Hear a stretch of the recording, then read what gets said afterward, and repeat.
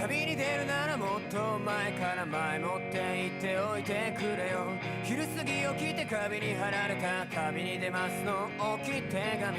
急いで外に飛び出したけど二足歩行の太陽が僕の顔見て笑っているから口笛吹いて戸を閉めた。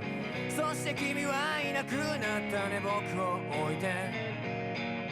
そして君はいなくなったね猫を置いて。そして君はいなくなったね犬を置いて。そして君がいなくなった食卓に置いてあったものはなんだ。あれはそうだバナナなんだ。あれは